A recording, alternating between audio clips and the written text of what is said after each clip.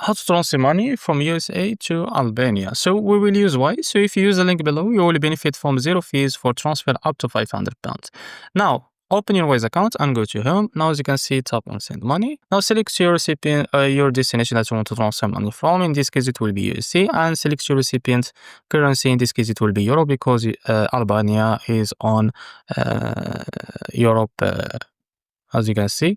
So now what you need to do, type the amount that you want to transfer, for example, $1,000. As you can see, this is how much your recipient will receive. Now after that, click on pay with, and now select if you want to select the bank account or transfer international via debit card or credit card. Now after that, what you need to do, select the payment method, and now click on add recipient. Now, as you can see, you can find the Wise, you can transfer to the other Wise account, or you can use the bank details. So tap on bank details and tap on someone else.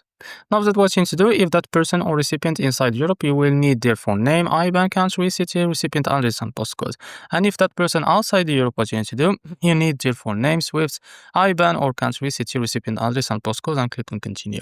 So if you use the link below, you will benefit from 0 fees for transfer up to £500. So this is how to transfer money from USA to Albania. If you found this very helpful, please like and subscribe. See you next video.